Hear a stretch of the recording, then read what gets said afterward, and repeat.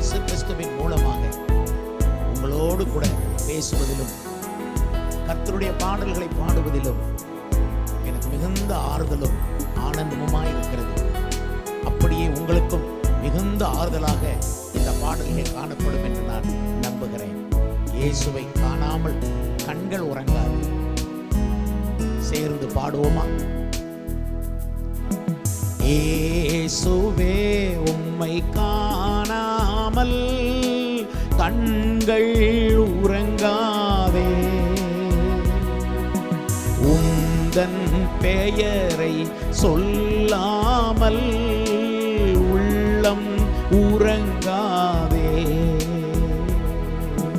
இயேசுவே உம்மை காணாமல் கண்கள் உறங்காதே, உந்தன் பெயரை சொல்லாமல் உள்ளம் உறங்காதே. கடலில் சென்று சேராமல் நதியும் மடங்காதே. இறைவா உம்மை தேடாமல் இமைகள் உறங்காதே. கடலில் சென்று சேராமல் நதியும் அடங்காதே. இறைவா உம்மை சேராமல் இமைகள் உறங்காதே. இறைவா உம்மை சேராமல் இமைகள் உறங்காதே. மேய்ப்பன் நீயும் இல்லாமல் மேன்மை வாராதே. மேய்ப்பன் நீயும் இல்லாமல் மேன்மை வாராதே.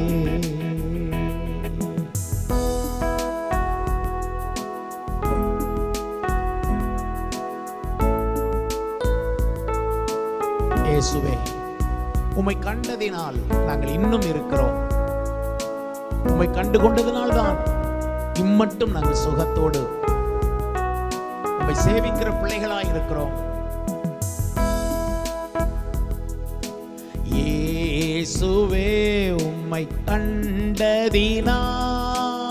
இன்னும் இருக்கின்றோம். இருளில் அழுத கண்ணீரால் இங்கு கிடக்கின்றோம். இயேசுவே உம்மை கண்டதினால் இன்னும் இருக்கின்றோம். இருளில் அழுத கண்ணீரால் இங்கு கிடக்கின்றோ. நீங்கள் போன வழி பார்த்து உம்மை தொடர்கின்றோ. மீண்டும் வருவேன் என்றதால் காத்து இருக்கின்றோ.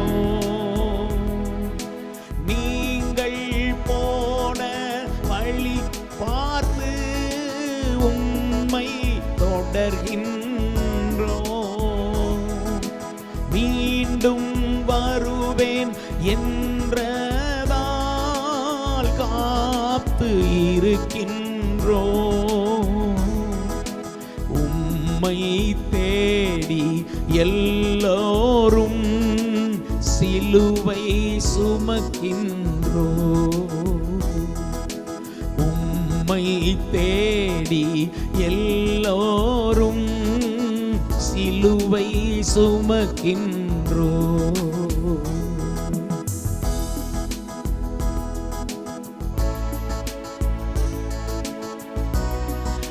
மந்தைகள் பாடும் சோகங்கள் நம்முடைய தேவனாகிய கர்த்தருடைய காதில் விழ வேண்டும் என்று இந்த பாடலை பாடுகிறோம். சேர்ந்து பாடுங்கள். அல்லேலூயா. மந்தைகள் பாடும் சோகங்கள் உம் காதில் விழ வேண்டும். நல்ல மேய்ப்பன் நீரன்றோ இன்றே வர வேண்டும். மந்தைகள் பாடும் சோகங்கள் உம் காதில் விழ வேண்டும்.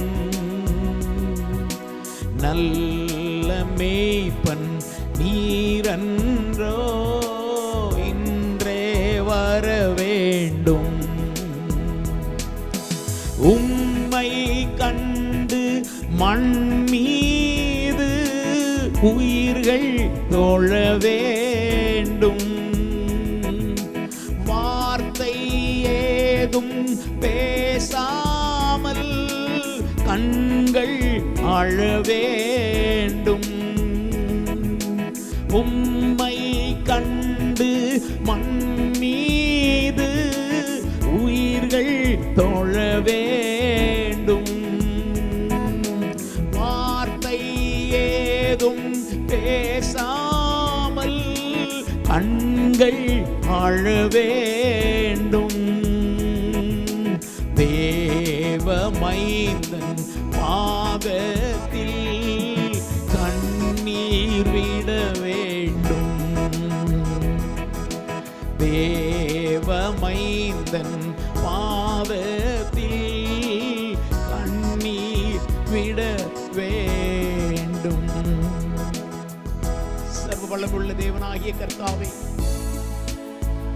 நல்ல மேய்ப்பனாகிய நீரே, எங்கள் விண்ணப்பத்தை கேட்கிறவர், எங்கள் நினைவுகளை அறிந்திருக்கிறவர், எங்களுடைய வாழ்க்கையின் ஒவ்வொரு அசைவையும் பார்க்கிறவர், சங்கடமான சிக்கலான சூழ்நிலைகளையும் அறிகிறவர், எங்கள் வாழ்விலே சந்தோஷமான மகிழ்ச்சியான சந்தர்ப்பங்களிலும் கூட இருப்பவர், எல்லா காலங்களிலும் கூட இருப்பவரே, எங்களுடைய மந்தையை பார்ப்பீர். எங்களுடைய மந்தையில் இருக்கும் ஒவ்வொரு விசுவாச பிள்ளைகளையும் முகத்தையும் நீர் பார்ப்பீர். அவர்களுக்கு நன்மையுண்டாக உம்முடைய கரத்தை நீட்டுவீர் என்று நம்பி உம்மிடத்தில் விண்ணப்பம் பண்ணுகிறோம். உம்மை காணாமல் வாழ முடியாது. உம்மை சேராமல் நாங்கள் ஆறுதல் அடைய முடியாது. வார்த்தை ஏதும் பேசாமல் கண்ணீர் விட்டு ஜெபிக்கிறோம். அந்த கண்ணீரே வார்த்தை, கண்ணீரே ஜெபம். எங்களுடைய பெருமூச்சுகளே உமக்கு முன்பாக ஜெபங்களாக வந்து கொண்டிருக்கிறது. விசுவாச மக்கள், சபை மக்கள், உம்முடைய மந்தை ஆங்காங்கே வீடுகளிலே உமக்கென்று காத்திருக்கிறார்கள் அப்பா. பாதுகாப்புக்காக மாத்திரமல்ல, உம்முடைய இரக்கத்திற்காய் காத்து கிடக்கிறார்கள். நாங்கள் எல்லாரும் காத்திருக்கிறோம். மகா பிரபு, எங்கள் பக்கம் திரும்பியும் எங்கள் பக்கமாக உம்முடைய கரத்தை நீட்டுவீராக.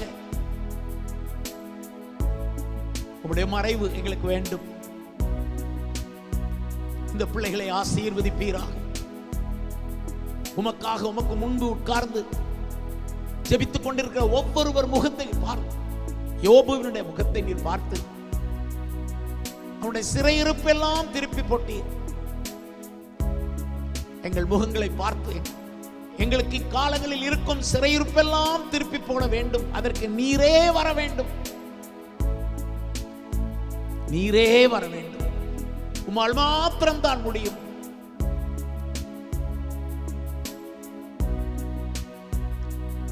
எங்கள் விண்ணப்பங்களை கேட்பவரே, எங்கள் விண்ணப்பத்தை கேட்டு ஜெபங்களை கேட்பவரே, எங்கள் விண்ணப்பத்தை கேட்பவரே,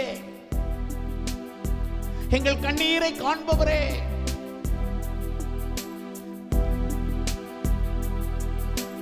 விண்ணப்பத்தை கேட்பவரே, என் கண்ணீரை காண்பவரே, ஜெபம் கேட்பவரே, என் விண்ணப்பத்தை கேட்பவரே, என் கண்ணீரை கண்ணீரை காண்பவரே, சுகம் தருபவரே, என் விண்ணப்பத்தை கேட்பவரே, என் கண்ணீரை காண்பவரே, சுகம் தருபவரே. ஸ்தோத்திரம் ஏசையா, உம்மால் கூடும், உம்மால் கூடும், நீர் ஒரு வார்த்தை சொன்னால் போதும். உம்மால் கூடும் ஐயா, உம்மால் கூடும், நீர் ஒரு வார்த்தை சொன்னால் போதும். ஒரு வார்த்தை சொன்னால் போதும், நீர் ஒரு வார்த்தை சொன்னால் போதும். என் விண்ணப்பத்தை கேட்பவரே, சுவே கண்ணீரை காண்பவரே, விடுதலை அளிப்பவரே,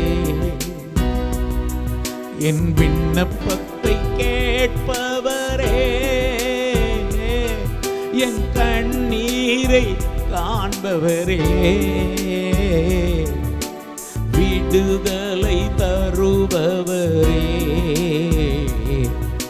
ஸ்தோத்திரம் ஏசையா. காலத்தில் நாங்கள் உங்களை ஸ்தோத்திரம் பண்ணுவோம். அது வாழ்வானாலும் தாழ்வானாலும் ஸ்தோத்திரங்கள் தான். இடுக்கமான சூழ்நிலையிலும் துதி ஸ்தோத்திரங்கள் தான் உங்களுக்கு செலுத்துகிறோம். துதி செலுத்துவதற்கு நாங்கள் கடமைப்பட்டவர்களாக இருக்கிறோம். இவ்வளவு காலம் எங்களை சுமந்து வந்தீர், இவ்வளவு காலம் எங்களை இக்கட்டுகளில் விலக்கி காத்தீர், இவ்வளவு காலம் எங்களுக்கு நன்மை செய்திருக்கிறீர். நன்றியா இருப்போமே ஆண்டவரே. நன்றி மறப்போமோ? உலகம் நன்றி இல்லாத உலகம் அப்பா. நன்றி இல்லாத உலகத்திலே நாதான் மக்காய் வாழ்ந்திடுவேன். நான் அறியாத தேசத்திலே நன்றாக பாடுபட வாஞ்சிக்கிறேன். நன்றி இல்லாத உலகத்திலே நாதா உமக்காய் உழைத்திடுவேன். நான் அறியாத தேசத்திலே நன்றாக பாடுபட வாஞ்சிக்கிறேன். இது ஒரு வித பாடுதான். இந்த காலமும் ஒரு வித பாடுகளின் காலம்தான் எங்களுக்கு. இந்த கடின பாதையிலே உலகமெங்கிலும் இருக்கிற பரிசுத்தவான்கள் கடந்து போகிறார்கள், கடந்து போய் கொண்டிருக்கிறார்கள். நீர் பார்ப்பீர், நீர் நியாயம் விசாரிப்பீர், நீர் எங்கள் பக்கமாய் திரும்புவீர், எங்களையும் உன் பக்கம் திருப்பிக் கொள்வீர். நல்ல மேய்ப்பனே, மனதிறங்கும் நல்ல மேய்ப்பனே, உம்மை நோக்கி ஜெபிக்கிற ஒவ்வொரு தனிப்பட்டவர்களும், வீடுகளிலே முழங்காலில் நின்று கதறுகிற ஒவ்வொருவருடைய கண்ணீரின் நீர் மட்டும்தான் துடைக்க முடியும். மகா பிரபு அவர்களை துடைத்துவிடும், தைரியப்படுத்திவிடும். இந்த ஆபத்து காலத்தில் சோர்ந்து போனால் எங்களுக்கு பலன் இல்லை. ஆபத்து காலத்தில் உம்மை நோக்கி கூப்பிட சொல்லி இருக்கிறேன். கூப்பிடுகிறோம். கண்ணிகள் தெரிப்பட்டு போகட்டும், ஒரு விடுதலை உண்டாகட்டும். நீர் அனுப்பின கொடிய சேனையை திரும்பவும் நீர் வேறு பக்கம் திருப்பிவிடும். இந்த சேனை எங்களை துன்பப்படுத்தக் கூடாது. உம்மை நம்பி இருக்கிற ராஜ முத்திரை தரித்திருக்கிற மக்களை இந்த சேனை துன்புறுத்தக் கூடாது. இரக்கம் செய்யும் மகா பிரபு. உம்மை நேசிக்கிறவர்கள் சுகித்திருப்பார்கள். அவர்களுக்கு இடரல் இல்லை. ஏனென்றால் அவர்கள் வேதத்தை நேசிக்கிறார்கள். உம்முடைய வேதத்தை நேசிக்கிறவர்களுக்கு மிகுந்த சமாதானம் உண்டு என்று சொன்னீரே. அவர்களுக்கு இடரலே இல்லை. எந்த காலத்திலும் இடரலே இல்லை. ஏன் இப்படி செய்தீர்? ஏன் இப்படி கர்த்தர் எனக்கு செய்து விட்டார் என்று யாரும் இடரப் போகிறதில்லை. நீர் என்றைக்கும் நல்லவர் தான் ஐயா. நீர் ரொம்ப நல்லவர். நல்லவரே இயேசு ராஜா, நல்லவரே.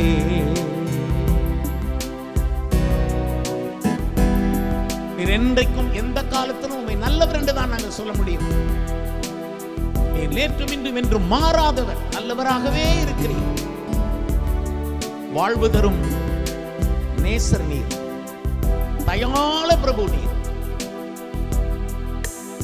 தயாள பிரபு கிறிஸ்து இயேசு தயாள பிரபு என்று உம்மை நோக்கி நாங்கள் சொல்ல முடியும்.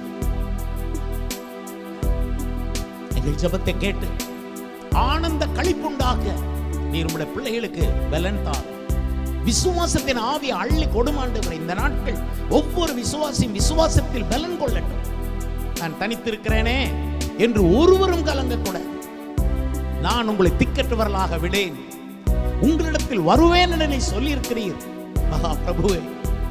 நான் உங்களை திக்கற்றவர்களாக விடேன், உங்களிடத்தில் வருவேன் என்று சொன்னீர். நீர் எங்களை எந்த காலத்திலும் திக்கற்றவர்களாய் விட்டதே இல்லை, இனி விடப் போகிறதும் இல்லை, எங்களை கைவிடப் போகிறதும் இல்லை, எங்களை விட்டு விலகப் போகிறதும் இல்லை. எங்களை எல்லாம் தீங்குக்கும் நீர் விலக்கி காப்பீர். எங்களுக்கு வெற்றி தருவீர், வெற்றி தருவீர், வெற்றி தருவீர். நீர் சேனைகளின் கர்த்தர், நீர் யாக்கோபின் தேவன், எங்களுக்கு உயர்ந்த அடைக்கலமானவர், கேடகம், எங்கள் அரணான கோட்டை. ஆசீர்வதி இந்த மக்களை. ஆண்டவரே, ஊழியத்திலே எங்களை சார்ந்து எங்களை நம்பி வந்த இந்த மக்கள் ஒவ்வொருவருடைய குடும்பத்துக்காக ஜெபிக்கிறேன். அவருடைய குடும்பங்களை வாழ்ந்திருக்க செய்யும். அவர்களை ஆசீர்வதித்து ஜெபிக்கிறேன். அவருடைய பிள்ளைகளை ஆசீர்வதித்து ஜெபிக்கிறேன். குடும்ப தலைவர்களை ஆசீர்வதித்து ஜெபிக்கிறேன். மனைவி மக்களை ஆசீர்வதித்து ஜெபிக்கிறேன். குழந்தைகள் எல்லாம் ஆசீர்வதித்து ஜெபிக்கிறேன். வீடுகளில் இருக்கிற வயதானவர்களை ஆசீர்வதித்து ஜெபிக்கிறேன். கை குழந்தைகளோடு இருக்கிறவர்களை ஆசீர்வதித்து ஜெபிக்கிறேன். சில கடமைகளை செய்து கொண்டிருக்கிறவர்கள், வீடுகளில் இருந்து தங்கள் உத்தியோகங்களை கவனிக்கிறவர்களை ஆசீர்வதித்து ஜெபிக்கிறேன். பலப்படுத்துவீராக, பலப்படுத்துவீராக. இந்நாட்டில் எல்லாருடைய கண்கள் உண்மையில் நோக்கமாய் இருக்கிறது. ஆசீர்வதியும் மகாபிரபு இயேசுவின் நாமத்தில் இந்த ஜெபங்கள் எல்லாம் ஏறெடுக்கிறோம். எங்கள் ஜெபத்தை நீர் கட்டாயம் கேட்டீர் என்று விசுவாசிக்கிறோம். ஏற்றுக்கொள்ளும் எங்கள் நல்ல பிதாவே. ஆமேன், ஆமேன், ஆமேன். தேவனாகிய கர்த்தருடைய நாமம் மகிமைப்படுவதாக. இன்று இந்த ஆராதனையிலே வந்திருக்கிற, ஆங்காங்கே ஜெபிக்கிற உங்கள் ஒவ்வொருவரையும் கர்த்தர் ஆசீர்வதிப்பாராக. உங்களுடைய வேத புஸ்தகத்தை கையில் எடுத்துக்கொண்டு யோசுவாவினுடைய புஸ்தகம் 5வது அதிகாரம் அதன் 13ஆம் வசனத்திலிருந்து நான் வாசிக்கிறேன். நீங்களும் என்னோடு கூட சேர்ந்து கொள்ளுங்கள். யோசுவாவின் புஸ்தகம் 5ஆம் அதிகாரம் 13வது வசனம். பின்னும் யோசுவா எரிகோவின் வெளியிலிருந்து தன் கண்களை ஏறெடுத்து பார்க்கும்போது, இதோ ஒருவர் அவனுக்கு எதிரே நின்றார். உருவின பட்டயம் அவர் கையில் இருந்தது. யோசுவா அவரிடத்தில் போய், நீர் எங்களை சேர்ந்தவரோ எங்கள் சத்துருக்களை சேர்ந்தவரோ என்று கேட்டான். அதற்கு அவர், அல்ல, நான் கர்த்தருடைய சேனையின் அதிபதியாய் இப்பொழுது வந்தேன் என்றார். அப்பொழுது யோசுவா தரையிலே முகங்குப்புற விழுந்து பணிந்து கொண்டு அவரை நோக்கி, என் ஆண்டவர் உமது அடியேனுக்கு சொல்லுகிறது என்னவென்று கேட்டான். அப்பொழுது கர்த்தருடைய சேனைகளின் அதிபதி யோசுவாவை நோக்கி, உன் கால்களில் இருக்கிற பாதரட்சைகளை கலற்றி போடு, நீ நிற்கிற இடம் பரிசுத்தமானது என்றார். யோசுவா அப்படியே செய்தான். பிரியமானவர்களே, மோசேக்கு பின்பாக யோசுவா இஸ்ரவேல் ஜனங்களை நடத்தி கொண்டு செல்வதை பொறுப்பெடுத்த பின்பு அவன் மிகுந்த பயத்தோடு இருந்தான். அந்த ஜனங்களை நடத்தி கொண்டு போவது அவ்வளோ கஷ்டம் என்று அவன் அறிவான். இதனால் தேவனுடைய உதவியை அவன் ரொம்ப அதிகமாய் தேடினான். அவன் எரிகோவின் பக்கத்தில் வந்த பொழுது எரிகோ வாசல் அடைப்பட்டிருக்கிறது. அதற்கு முன்பு அவன் வேறு எதையும் சார்ந்து கொள்ளாமல் தேவனாகிய கர்த்தரையே அவன் தேட புறப்பட்டான். தன் திறமையையோ தன் யுத்தத்தின் திறமையையோ தன்னுடைய சேனைகளின் எண்ணிக்கையை கொண்டோ அவன் துணிந்து எரிகோவை சந்திக்க செல்லவில்லை. கர்த்தருக்காக அவன் காத்திருக்கிறான். நமக்கு பழக்கமே அதுதானே. எந்த காலத்திலும் கர்த்தருக்காகவே நாம் காத்திருக்கிறது தானே நம்முடைய பழக்கம். நீங்களும் வீடுகளிலே கர்த்தருக்காய் காத்திருக்கிறீர்கள். நானும் என்னுடைய பிள்ளைகள் எல்லாருமாய் என்னுடைய வீட்டிலே கர்த்தருக்காய் காத்து கொண்டு ஜெபம் பண்ணி கொண்டு இருக்கிறோம். உங்களை நினைக்கிறோம். உங்கள் ஒவ்வொருவருக்காக ஜெபம் பண்ணி கொண்டு இருக்கிறோம். யோசுவா இதுபோலத்தான் எரிகோவின் வெளிகளிலே நின்று அவன் தன் கண்களை ஏறெடுத்து பார்த்தானா, தனக்கு உதவி செய்வதற்காக கர்த்தர் வருவாரா என்று. இக்கட்டான சூழ்நிலை எனக்கு முன்னே இருக்கிறது. எரிகோ அடைப்பட்டு இருக்கிறது. எரிகோவென்றாலே சபிக்கப்பட்ட இடம். அது அடைப்பட்டிருக்கிறது. எனக்கு உதவி செய்வார் யார் என்கிற எண்ணத்தோடு கூட யோசுவா தன் கண்களை ஏறெடுத்து பார்க்கும் பொழுது இதோ ஒருவர் அவனுக்கு முன்பாக நின்றார். உருவின பட்டயம் ஒன்று அவருடைய கையிலே இருந்தது. உடனே யோசுவா, நீர் எங்களை சேர்ந்தவரோ இல்லை எங்கள் சத்துருக்களை சேர்ந்தவரோ என்று அவன் கேட்கிறான். அப்பொழுது சேனைகளின் கர்த்தர் சொன்ன வார்த்தை என்னவென்றால், நான் கர்த்தருடைய சேனையின் அதிபதியாய் இப்பொழுது வந்தேன் என்றார். நான் கர்த்தருடைய சேனையின் அதிபதியாய் இப்பொழுது வந்தேன் என்கிறார். ஒரு பெரிய யுத்தம். இதில் கர்த்தருடைய சேனையின் கர்த்தராகிய தேவன் நமக்கு சேனைகளின் கர்த்தராக இருக்க வேண்டும். சேனையின் அதிபனாய் கர்த்தர் நமக்கு தேவை. எனக்கு தேவை, உங்களுக்கு தேவை. ஏனென்றால் கண்ணுக்கு தெரிந்த சேனையை ஜெயிப்பதும் கண்ணுக்கு தெரியாத சேனைகளை ஜெயிப்பதும் இது எல்லாவற்றுக்கும் நமக்கு தேவனாகிய கர்த்தர் நம்முடைய சேனை தலைவராக தேவை. இந்த வசனம் சொல்லுகிறது, நான் கர்த்தருடைய சேனையின் அதிபதியாய் இப்பொழுது வந்தேன் என்று. ஒவ்வொருவருக்கும் இன்றைக்கு கர்த்தர் சொல்லுகிறார், சேனையின் அதிபதியாய் நான் இப்பொழுது உன் பக்கம் வந்திருக்கிறேன் என்று. பூமியில் இருக்கும் சேனைகளை குறித்து வேதம் என்ன சொல்லுகிறது என்பதை நான் தியானித்து வந்தேன். அந்த சேனைகளில் பற்றி நம்முடைய கர்த்தரை பற்றி சொல்லுகிற வார்த்தையை நான் உங்களுக்கு சொல்லுகிறேன். நம்முடைய கர்த்தர் சேனையின் அதிபதி. எல்லாரும் சொல்லிக் கொள்ளுங்கள், நம்முடைய கர்த்தர் சேனையின் அதிபதியாய் வந்திருக்கிறார். இதுதான் வாக்குத்தத்தம். இன்றைக்கு நீங்கள் ஏசாயாவின் புஸ்தகம் 13ஆம் அதிகாரத்தில் 4ஆம் வசனத்தை வாசித்து பாருங்கள். சேனைகளின் கர்த்தர் யுத்த இராணுவத்தை இலக்கம் பார்க்கிறார் என்று சொல்லியிருக்கிறது. சேனைகளின் கர்த்தர் யுத்த இராணுவத்தை இலக்கம் பார்க்கிறார். அவருக்கு ஒரு யுத்த இராணுவம் உண்டு. அந்த யுத்த இராணுவத்தை அவர் அவ்வப்போது பயன்படுத்துகிறார். அவர் யுத்தத்தில் சிறந்தவர் என்று யாத்திராகமம் 15ஆம் அதிகாரத்திலே சொல்லியிருக்கிறது. அவர் யுத்த இராணுவத்தை இந்த காலத்திலே இலக்கம் பார்க்கிறார் என்று நான் நம்புகிறேன். தேவனுடைய சன்னிதானத்திலே அவர் நிறைய சேனைகளை வைத்திருக்கிறார். அவைகளில் சிலவற்றை வேதம் நமக்கு எடுத்துரைக்கிறது. அதெல்லாம் தேவனுடைய சேனைதான். முதலாவது, வானத்தின் சர்வ சேனைகளாகிய சூரிய சந்திர நட்சத்திரங்களை நீ தொழுது கொண்டு பணிந்து கொள்ள வேண்டாம் என்று உபாகமம் 4ஆம் அதிகாரம் 19ஆம் வசனத்திலே அவர் எச்சரிப்பு கொடுத்திருக்கிறார். அந்த அர்த்தம் என்ன? வானத்தின் சர்வ சேனையாகிய சூரிய சந்திர நட்சத்திரங்கள், கோலங்கள், கிரகங்கள், இதெல்லாமே அவருடைய சேனை என்றுதான் வேதம் சொல்லுகிறது. தேவைக்கு அவர் தம்முடைய சேனையை பயன்படுத்துவார். இந்த கடைசி காலத்திலே தம்முடைய யுத்த இராணுவத்தை அவர் இலக்கம் பார்க்கிறார் என்பதை நான் உங்களுக்கு சொல்ல கடமைப்பட்டவனாயிருக்கிறேன். நீங்கள் யாத்திரையாகமத்தின் புஸ்தகம் 12ஆவது அதிகாரம் 41ஆவது வசனத்தை வாசித்து பாருங்கள். 430 வருடங்கள் எய்த்து தேசத்திலே முடிந்த பின்பு, அந்த 430 வருஷம் முடிந்த அன்றைய தினமே கர்த்தருடைய சேனைகள் எல்லாம் எகிப்து தேசத்திலிருந்து புறப்பட்டது என்று யாத்திராகமம் 12:41 தெளிவாய் சொல்லுகிறது. என்ன அர்த்தம்? இஸ்ரவேல் ஜனங்கள் அந்த 12 கோத்திரங்களுமே கர்த்தருடைய சேனை என்று அழைக்கப்பட்டது. அன்றைய தினமே கர்த்தருடைய சேனைகள் எல்லாம் எகிப்திலிருந்து புறப்பட்டது. 12 கோத்திரங்கள். அந்த கோத்திரங்கள் தங்கள் தங்கள் தலைவர்களுடைய தலைமையிலே தாங்கள் வைத்திருக்கிற கொடிகளின் அடியிலே அழகாக வரிசையாக சேனையாக அணிவகுத்து போனார்களாம். எண்ணாகமம் புஸ்தகத்தில் நீங்கள் வாசித்து இவைகளை அறிந்து கொள்ளலாம். ஒரு சேனையாகவே அவர்கள் புறப்பட்டார்கள். தப்பி ஓடுகிற கோழைகளாக அல்ல, புறப்படும் போதே சேனையாகத்தான் புறப்பட்டார்கள். எகிப்திலிருந்து புறப்படும் போதே சேனையாகத்தான். அதன் அர்த்தம் என்ன? நீங்கள் ரட்சிக்கப்படும் போதே ஒரு சேனையாகத்தான் தேவன் உங்களையும் தெரிந்தெடுக்கிறார்.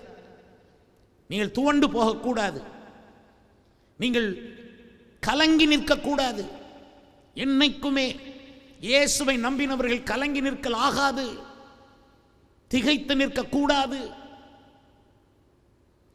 உங்களை ஆண்டவர் ரட்சிக்கும் பொழுதே, எகிப்திலிருந்து உங்களை வெளியே எடுக்கும் போதே ஒரு சேனையாகத்தான் புறப்பட பண்ணி இருக்கிறார் என்கிறதை நினைக்கும் பொழுதே ஒரு சந்தோஷம் நமக்கு உண்டாகிறது.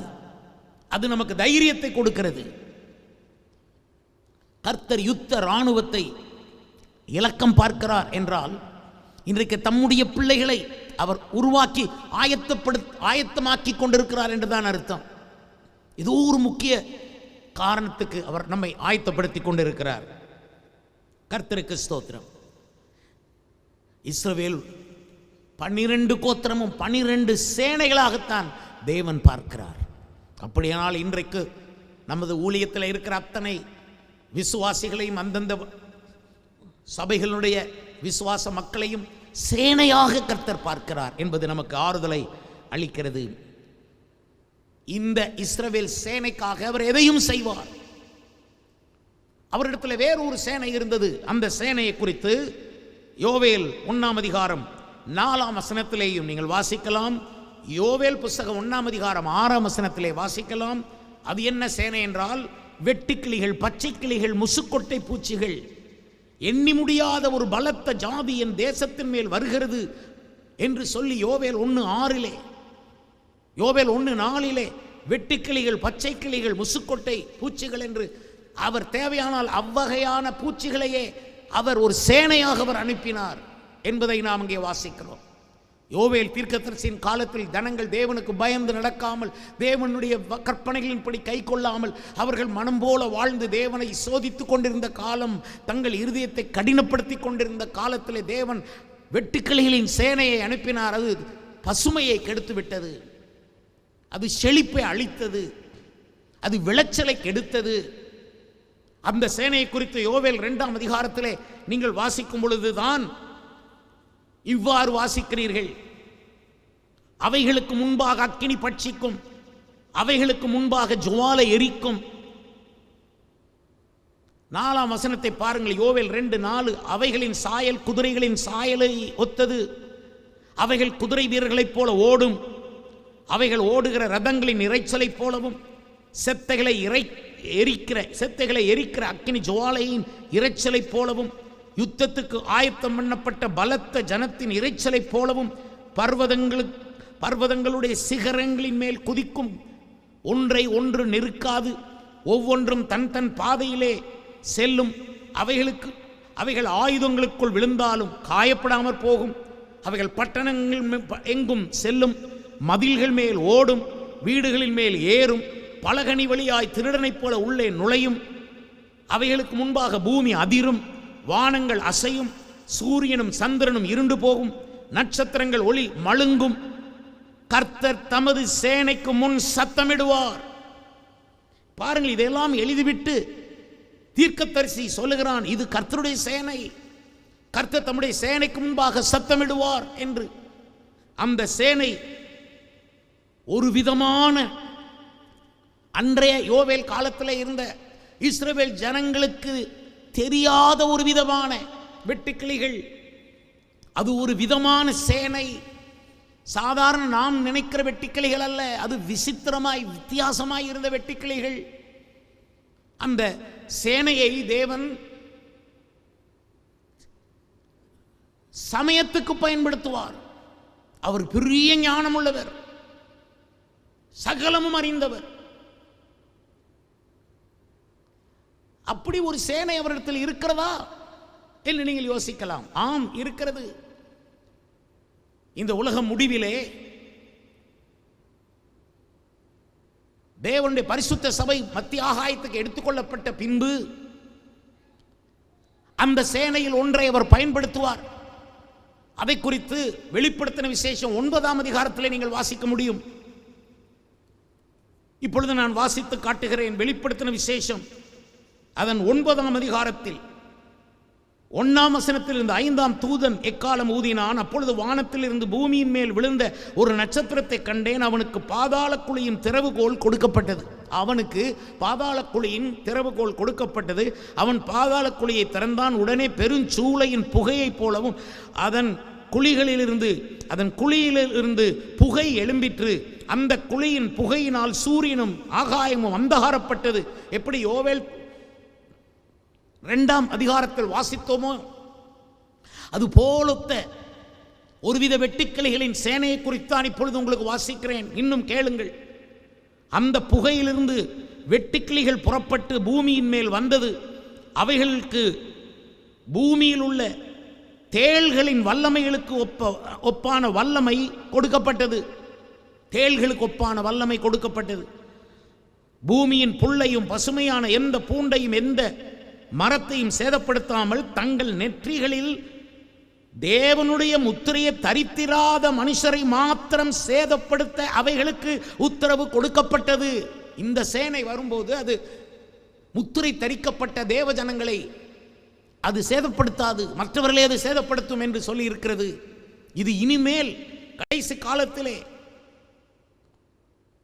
தேவன் அனுப்ப போகிற ஒரு பாதாளத்திலிருந்து புறப்படுகிற ஒரு வெட்டுக்கிளிகளின் சேனை, அதனுடைய வேதனை தேள்களுக்கு ஒப்பாக இருக்கும் என்று இந்த வசனம் சொல்லுகிறது. 5 மாதம் அளவும்.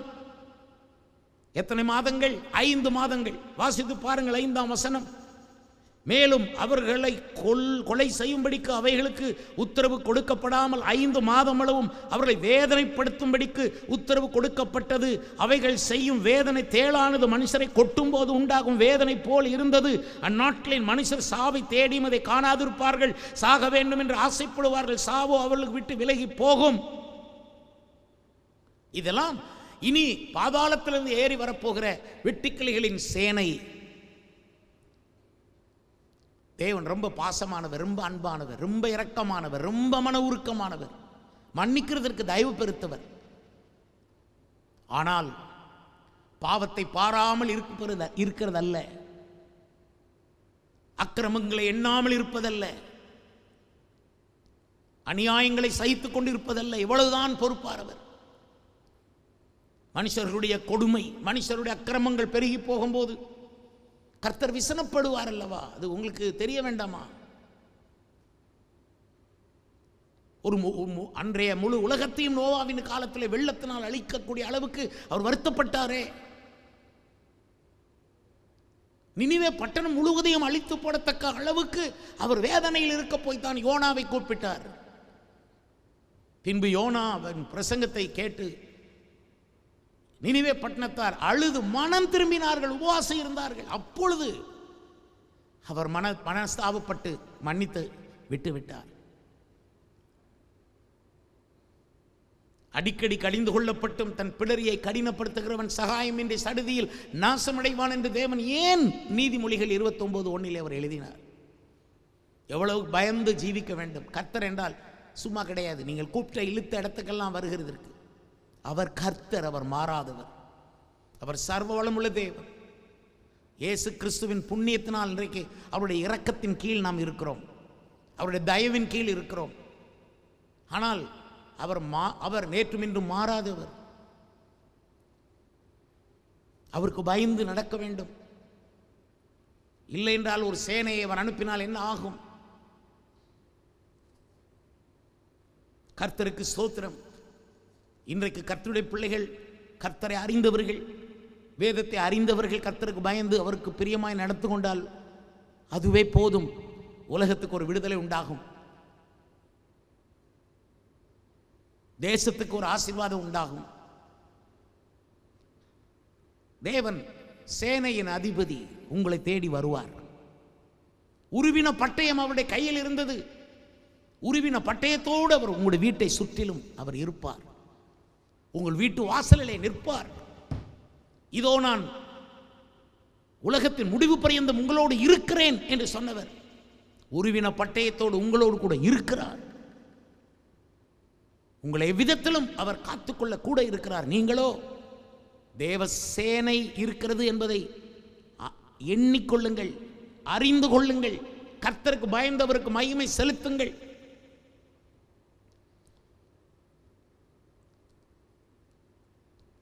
நியாயாதிபதிகள் புஸ்தகத்திலே 5ஆம் அதிகாரம் 20ஆம் வசனத்திலே, இது அந்த நியாயாதிபதிகளுடைய காலத்திலே யுத்தங்கள் நடந்த போது ஏற்பட்ட விஷயம். அப்பொழுது சிசரா என்கிறவன் யுத்தத்துக்கு வந்தான். அப்பொழுது கர்த்தர் தம்முடைய ஜனங்களுக்காக என்ன செய்தார் தெரியுமா? வாசித்து பாருங்கள். நட்சத்திரங்கள் தங்கள் அயனங்களில் இருந்து சிசராவோடு யுத்தம் பண்ணின. தேவனுடைய சேனையில் ஒன்று நட்சத்திரங்கள். நட்சத்திரங்கள் இப்போ பல எண்ணில் அடங்காத நட்சத்திரங்கள் உள்ளன. நான் ஒருவேளை நட்சத்திரங்கள் மனுஷர்களோடு யுத்தம் பண்ண வந்தால் என்னவாகும்? எவ்வளவு பயந்து நாம் கர்த்தருக்கு பிரியமாய் நடக்க வேண்டும். கர்த்தர் என்றால் எவ்வளவு முக்கியமானவர். அவரை காணாமல் இருப்பது, நம்முடைய சொந்த புத்தியில் சொந்த அறிவில் ஞானத்தில் நடப்பது எவ்விதமாய்? அது எங்கே? மனுஷனுடைய ஞானம் எங்கே? புத்தி எங்கே? திறமை எங்கே? விஞ்ஞானம் எங்கே? கர்த்தருக்கு பயந்து நடக்கிறவனே ஆசீர்வாதமாய் இருப்பான். அவனே கிருபையாய் இருப்பான், பாதுகாப்பாய் இருப்பான். நட்சத்திரங்கள் கூட உங்களுக்காக யுத்தம் பண்ண போகும். தேவ சேனையில் ஒன்று அவருடைய நட்சத்திரங்கள். நீங்கள் சங்கீதம் 18 அதன் 14ஆம் வசனத்தை வாசித்து பாருங்கள். சங்கீதம் 18ஆம் அதிகாரம் 14வது வசனம். அவர் தம்முடைய அம்புகளை எய்து அவர்களை சிதறடித்தார், மின்னல்களை பிரயோகித்து அவர்களை கலங்கடித்தார். அப்ப தேவ சேனையிலே சில பல ஆயுதங்களையும் அவர் உடையவராக இருக்கிறார். தாவீதுக்கு விரோதமாக பெரும் கூட்டங்கள் எழும்பிய போது, கஷ்டங்கள் வந்த போது தேவன் அந்த இராணுவத்தை பயன்படுத்துகிறார். தேவன் அந்த ஆயுதங்களை பயன்படுத்துகிறார். அவர் அம்புகளை எய்து, அப்ப தேவனிடத்திலே அம்புகள் உண்டு.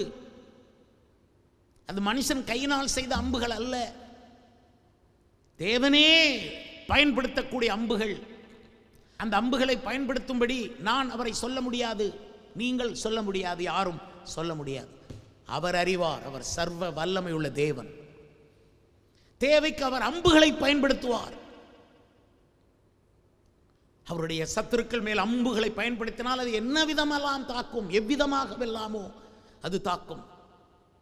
கர்த்தருக்கு பயந்து நடக்கிறவன் பாக்கியவான். கர்த்தருக்கு பயந்த ஒரு வழிகளில் நடக்கிற மனுஷன் பாக்கியவான். கர்த்தர் தம்முடைய அம்புகளை எய்து அவர்களை, எதிரிகளை விரட்டினார். ஒரு காலத்தில் தாவீதை காப்பாற்றுவதற்கு, உங்களை காப்பாற்றுவதற்கு தேவன் அம்புகளை எய்ய முடியும். மின்னல்களை அனுப்பி அவர்களை அவர் கலங்கடித்தார். தேவன் மின்னல்களை வைத்திருக்கிறார். நான் கர்த்தரை பெரிதாய் நம்புகிறதற்கு அவைகளெல்லாம் காரணங்கள். சாதாரண கர்த்தர் அல்ல, அவர் மின்னல்களை வைத்திருக்கிறார். ஒரு விதமான அம்புகளை வைத்திருக்கிறார். அவைகளெல்லாம் அவர் தேவைக்கு பயன்படுத்துவார். உங்களை காக்க வேண்டுமானால், தேவையானால் அம்புகளை இவர் பயன்படுத்த முடியும், மின்னல்களை இவர் பயன்படுத்த முடியும். நாம் தான் கர்த்தருக்கு மனதுக்கு ஏற்றவர்களாய் வாழ வேண்டும். அவருடைய இதயத்துக்கு பிரியமானவர்களாய் வாழ வேண்டும். அவருக்கு நெருக்கமான பிள்ளைகளாய் இருக்க வேண்டும்.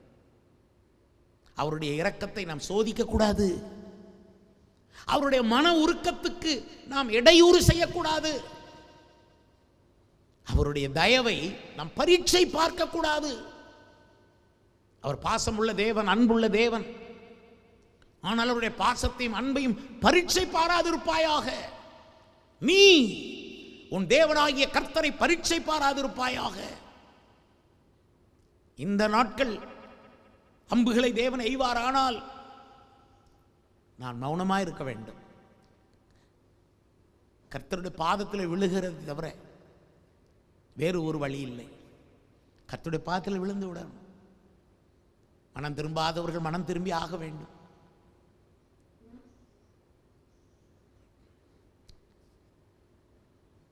யாத்திரையாகமம் 23ஆம் அதிகாரம் 28ஆம் வசனத்தை வாசித்து பாருங்கள். ஒரு யுத்தம் நடந்த போது இஸ்ரவேல் ஜனங்களை காப்பதற்காக அவர் யாரை அனுப்பினார், எதை அனுப்பினார்? ஒரு சேனையை அவர் அனுப்புகிறார். அது என்ன சேனை? உன் முகத்து நின்று ஏவியரையும் கானானியரையும் ஏத்தியரையும் துரத்திவிட குளவிகளை உனக்கு முன்பாக அனுப்புவேன். யார் கேட்டார்களா? இஸ்ரவேலர்கள் ஜெபம் பண்ணினார்களா குளவிகளை அனுப்பும் என்று? இல்லை. அவர் நினைத்தால் தம்முடைய சேனைகளாகிய குளவிகளையும் அவர் அனுப்புவார். அவைகள் ஒரு பெரிய எதிரியின் சேனையே துரத்தி அடித்தன. அப்படியானால் தேவ சேனையிலே குளவிகளும் அவர் வைத்திருக்கிறார், அம்புகளை வைத்திருக்கிறார், மின்னல்களை வைத்திருக்கிறார்.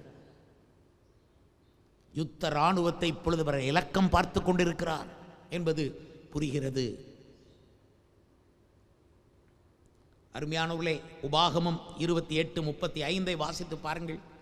உள்ளங்கால் தொடங்கி உனுச்சம் தலை மட்டும் குணமாகாதபடிக்கு கர்த்தர் உன்னை முழங்கால்களிலும் தொடைகளிலும் கொடிய எரிபந்தமான பருக்களினால் உன்னை வாதிப்பார் என்று சொல்லியிருக்கிறது. யாருக்கு? மனதுருகும் தேவன். ஆனால் பாவம் தொடர்ந்து செய்து கர்த்தருக்கு எரிச்சலை கொடுத்து கொண்டு அவருக்கு விரோதமாகவே நினைத்து கொண்டு அவரை சோதித்துக் கொண்டு இருக்கும் ஆட்கள். வேறு வழி இல்லை. வாதை அனுப்பினார். கஷ்டப்பட்டார்கள் மக்கள். இது வாசிக்கிறதற்கே கடினமாக இருக்கும். நிறைய பேர் இதனால் இதெல்லாம் வாசிக்க மாட்டார்கள். எப்பொழுதுமே வேத புஸ்தகத்தில் இருக்கிற எளிமையான 4 வாக்குத்தத்தங்களை மட்டும் வாசித்து கொண்டிருப்பார்கள். சங்கீதம் 23, சங்கீதம் 91, இதுதான் இவர்களுக்கு தெரிந்தது. முழு வேதத்தை கவனிக்கவே மாட்டார்கள். வேதத்தையும் சாட்சி ஆகமத்தையும் கவனிக்க வேண்டும். அப்படி இல்லாதவர்கள், அவர்களுக்கு விடியற்காலத்து வெளிச்சம் இல்லை என்று பைபிள் சொல்லுகிறது. நாம் கர்த்தருக்கு பயந்து நடக்க வேண்டும் என்று உங்களுக்கு சொல்லிக் கொண்டிருக்கிறேன். ஒரு முறை யாக்கோபு பயணம் பண்ணி கொண்டிருந்தார். நீங்கள் ஆதியாகமம் புஸ்தகத்துக்கு போய் பாருங்கள். 32ஆம் அதிகாரத்தில் முதல் 2 வசனங்களை வாசித்து பாருங்கள். யாக்கோபு பிரயாணம் பண்ணுகையில் தேவதூதர்கள் அவனை சந்தித்தார்கள்.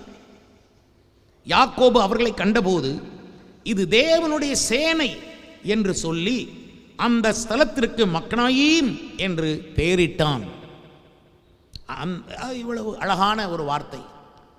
யாக்கோபு பிரயாணம் போகும்போது அவனுக்கு என்ன பாதுகாப்பு இருக்கிறது? தனியாக போகணும்.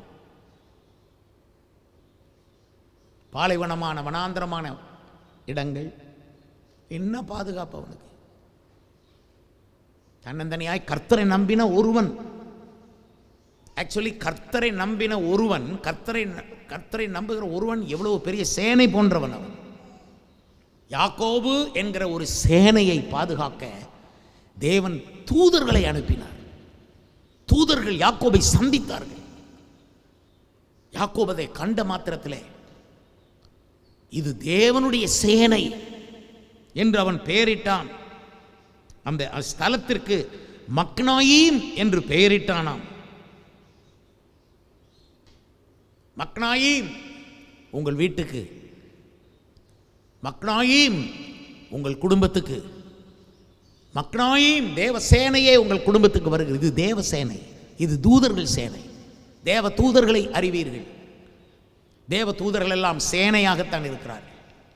அந்த தேவ தூதர்களை அனுப்பி உங்கள் கால் கல்லில் இடராதபடி கர்த்தர் உங்களை தாங்கி காத்து கொண்டு போகிறார். ஒரு சின்ன கல்லில் கூட உங்கள் கால் படக்கூடாது என்றவர் ரொம்ப கவனமாய் உங்களை கவனித்து நடத்துவதற்கு தேவ தூதர்கள் என்னும் சேனையை அவர் அனுப்புகிறார். பாருங்கள், இஸ்ரவேல் சேனையை பாதுகாக்க தேவதூதர் என்னும் சேனையை அவர் அனுப்புகிறார். உங்களுக்கு ஒரு சேனை, தேவதூதர்களுடைய சேனை உங்கள் வீட்டுக்கு வரும். நான் உங்கள் வீட்டுக்கு வர முடியாமல் ரொம்ப மனது சங்கடப்பட்டு கொண்டிருக்கிறேன். உங்கள் முகம் காணாமல் சங்கடப்பட்டு கொண்டிருக்கிறேன். எவ்வளவு நாள் உங்களை பாராமல் அல்லது ஒரு விசுவாசி முகத்தை பாராமல் எவ்வளோ காலம் ஒரு ஊழியக்காரனால் உயிர் வாழ முடியும்? ரொம்ப கஷ்டம், ரொம்ப ரொம்ப கஷ்டம், ரொம்ப ரொம்ப கஷ்டம். எங்களுடைய சந்தோஷமே இயேசுவும் நீங்களும் தானே. இயேசுனுடைய முகமும் விசுவாசியுடைய முகமும் தான் எங்களுக்கு பலம், எங்களுக்கு சுகம், எங்களுக்கு தைரியம். உங்கள் முகத்தை பார்க்க முடியல. ஆனால் ஒன்று, இயேசுனுடைய முகம் எங்களுக்கு என்னைக்கும் மறைக்கப்படலை. எங்கள் குடும்பமாக உங்களை நினைக்கிறோம், உங்களுக்கு ஜெபம் பண்ணுகிறோம். கைவிட மாட்டார் மகனே மகளே, கைவிட மாட்டார், நடத்துவார். ஆச்சரிய பிரகாரமாக ஒரு விடுதலையும் கட்டளையிடுவார். உங்களுக்கு நன்மை செய்வார். உங்களுக்கு பயம் இல்லாமல் கர்த்தர் இரவும் பகலும் காத்துக்கொள்வார். இரவிலும் பகலிலும் கர்த்தர் காத்துக்கொள்வார். பகலில் பறக்கும் அம்பு, இருளில் நடமாடும் கொள்ளை நோய், மத்தியானத்தில் பாழாக்கும் சங்காரம் உங்களுக்கு இல்லாமல் அவர் பாதுகாத்துக் கொள்வார். சேனையை அல்லவா அவர் அனுப்புகிறார். ஒரு தூதர்களுடைய சேனை உங்கள் வீட்டுக்கு வரும். கர்த்தருக்கு ஸ்தோத்திரம் உண்டாவதாக. ஆண்டவர் இயேசு கிறிஸ்து பாலகனாய் பிறந்த பொழுது தேவ தூதர்கள் வானில் தோன்றினதை லூக்கா சுவிசேஷம் 2ஆம் அதிகாரத்திலே நாம் வாசிக்கிறோம். ஒரு தேவதூதன் தோன்றி நல்ல செய்தியை சொன்ன மாத்திரத்திலே பைபிள் சொல்கிற அந்த க்ஷணமே பரமசேனையின் திரள் அந்த தேவதூதனுடனே கூட சேர்ந்து நல்ல செய்தியை சொன்னதாக, பாடினதாக, உன்னதத்தில் இருக்கிற தேவனுக்கு மகிமை, பூமியிலே சமாதானம், மனுஷர் மேல் பிரியம் உண்டாவதாக என்று ஒரு சேனையே பாடியது. உங்கள் வீட்டை சுற்றிலும் சேனை, தேவதூதருடைய சேனையினுடைய ஒரு பாடல் தொனித்து கொண்டே இருக்கும். மக்னாயீம் என்று உங்கள் வீட்டுக்கு பெயர் உண்டாகும். கர்த்தருடைய மக்னாயீமுக்கு முன்பு அடங்கி மடங்கி முழங்காலில் நின்று கர்த்தரை போற்றுங்கள். கர்த்தருடைய சேனையில் இறுதியாக ஒரு சேனையை நான் சொல்லி உங்களுக்காக நான் ஜெபம் பண்ண போகிறேன். எண்ணாகமம் 4ஆம் அதிகாரம் 3ஆம் வசனத்தை நீங்கள் வாசித்து பாருங்கள். ஆசரிப்பு கூடாரத்தில் வேலை செய்யும் சேனைக்கு உட்படத்தக்க 30 வயது முதல் 50 வயது வரைக்கும் உள்ள எல்லாரையும் எண்ணி அவர்களை பிரித்தெடுக்கும்படி தேவனாகிய கர்த்தர் அவர்களுக்கு கட்டளையிட்டார். எண்ணாகமம் 4:3. ஆசரிப்பு கூடாரத்தில் வேலை செய்யும் சேனைக்கு உட்படத்தக்கதாக. அப்ப அதுவும் ஒரு சேனை, கர்த்தருடைய வேலையை செய்கிற ஒரு சேனை. அந்த சேனையில் தான் நான் பரலோக தேவன் என்னை சேர்த்திருக்கிறார். உங்களையும் அநேகரை இந்த சேனையிலே கர்த்தர் சேர்த்திருக்கிறார். ஊழியம் செய்கிற அத்தனை பேரும் சேனையிலே ஒரு சின்ன தளபதியைப் போல ஒரு சேனையை நடத்தக்கூடிய ஒரு பொறுப்பை அவர் உங்களுக்கு கொடுத்திருக்கிறார். அந்த சேனையை நீங்கள் சத்திய வேதத்தை கொண்டு நடத்த வேண்டும். ஒரு சின்ன குடும்பத்தை நீங்கள் உங்களுக்கு குடும்ப தலைவராக இருக்கிற உங்களுக்கு சொல்கிறேன், நீங்களும் உங்கள் குடும்பத்துக்கு நீங்கள் தான் சேனை தலைவர் மாதிரி. உங்கள் வீடு இப்பொழுது ஆசரிப்பு கூடாரம் போல.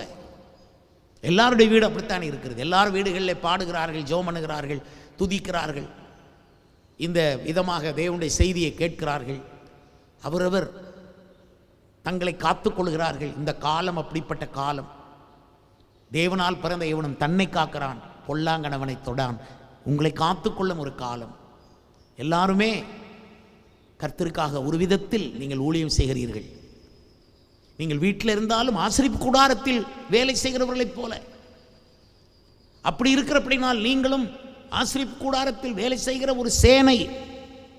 ஆசரிப்பு கூடாரத்தில் பணிவிடை செய்கிற ஒரு சேனை என்று இன்னொரு வசனம் சொல்லுகிறது. நீங்கள் உங்கள் குடும்பத்துக்கு பணிவிடை செய்யுங்கள், அதையும் சேவையாக அவர் எடுப்பார். சுவிசேஷத்தை அறிவிக்கிறவர்கள், சேவை செய்கிறவர்கள், அவர்களெல்லாம் சேனை தான். இன்றைக்கு நம்முடைய தேசத்தில் வியாதிப்பட்டவர்களை கவனிக்கிறதான மருத்துவர்கள் எல்லாமே சேனை தான். தேவன் அந்த சேனையை இப்பொழுது பயன்படுத்துகிறார். அவர்கள் கடினமாய் உழைக்கிறார்கள். அவர்களுக்காக நாம் கர்த்தரை துதிக்கிறோம். அவர்களுக்காக ஜெபிப்பது நம்முடைய கடமை. காவல்துறையினர் அவர்களும் ஒரு சேனையாகத்தான் வேலை செய்கிறார்கள். தேவைப்படும் பொழுதெல்லாம் தேவன் தம்முடைய சேனைகளை பயன்படுத்துவார். இந்த வாரம் நல்ல செய்தி உங்களுக்கு வருகிறது. உருவின பட்டயத்தோடு சேனையின் அதிபதியாக கர்த்தர் உங்களுக்கு முன்னே நடந்து போகிறார். அதோடு கூட அவர் தம்முடைய யுத்த இராணுவத்தை இலக்கம் பார்த்து கொண்டு இருக்கிறார். அதோடு தம்முடைய சேனையில் ஒவ்வொரு பகுதியை தேவைக்கு பயன்படுத்தி கொண்டிருக்கிறார். நீங்கள் கர்த்தருக்கு பயந்து ஒரு வழிகளில் நடப்பீர்களானால் உங்களுக்கு தேவ தூதர்களையே அவர் சேனையாக அனுப்புவார். அந்த தேவ தூத சேனைகள் உங்கள் பிள்ளைகளை தூக்கி சுமப்பார். உங்கள் குடும்பத்தை பாதுகாத்துக் கொள்வார்கள். தீங்கு உங்களை துக்கப்படுத்தாமல் அவர்கள் காத்துக்கொள்வார்கள். அதோடு கூட கர்த்தராகிய இயேசு கிறிஸ்துவுக்கு ஊழியம் செய்து நிற்கிற ஒவ்வொரு ஊழியக்காரர்களுக்கும் நான் இந்த நேரம் ஜெபம் பண்ணுகிறேன். நீங்கள் ஆசரிப்பு கூடாரத்தில் ஊழியம் செய்வதற்கு தேவன் தெரிந்தெடுத்து கொண்ட சேனை என்பதை உணர்ந்து வீட்டிலே இருந்தாலும் சேனை தலைவனாகவே நடந்து கொள்ளுங்கள். உங்கள் உத்தமத்தை விட்டு விலகாதிருங்கள்.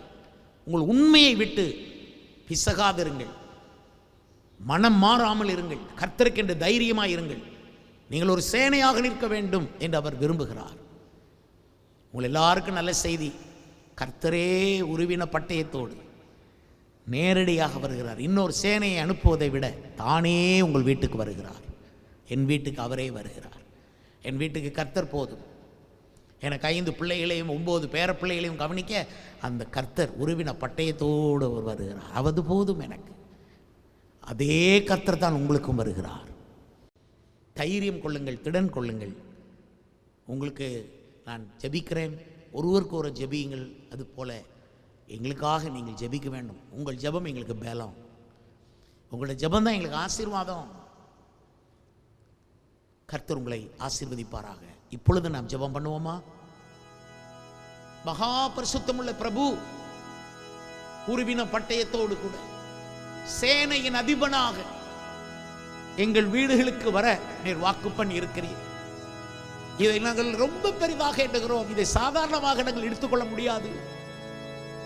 உருவின பட்டயத்தோடு எங்களுக்கு முன்பாக நீர் இருக்க வேண்டும். எங்கள் வீட்டை கவனிக்க வேண்டும். எங்களுடைய பிள்ளைகளை பாதுகாத்துக் கொள்ள வேண்டும்.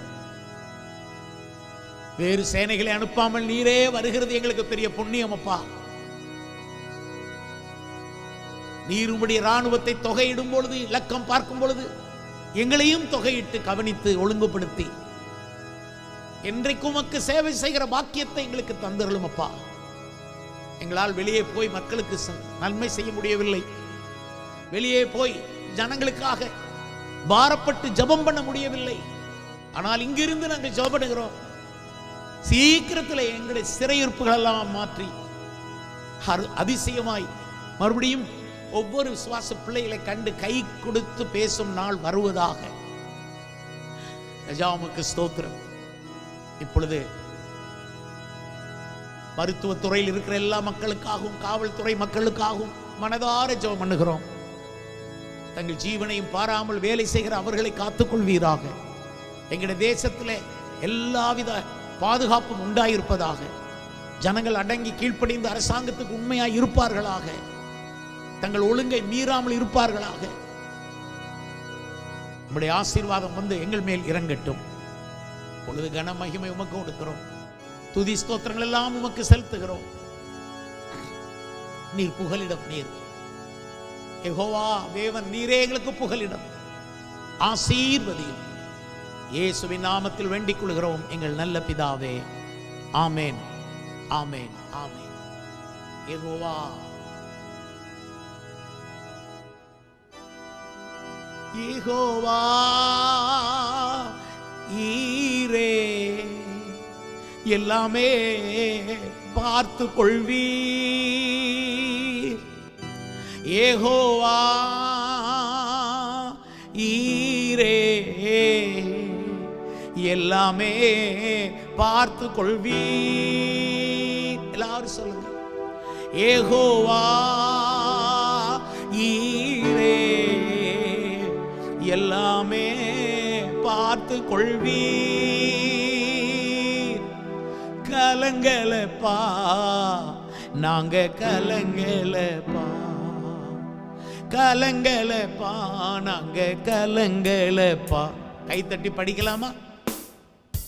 கர்த்தர் நாமம் என் புகலிடமே, கருத்தோடு துதித்திடுவே.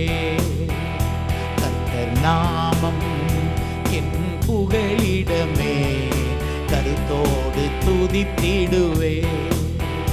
யெகோவா ராஃபா சுகம் தரும் தெய்வமே. யெகோவா ராஃபா சுகம் தரும் தெய்வமே. ஸ்தோத்திரமே அப்பா ஸ்தோத்திரமே, ஸ்தோத்திரமே அப்பா ஸ்தோத்திரமே. கர்த்தர் நாமம் என் புகலிடமே, கருத்தோடு துதித்திடுவே.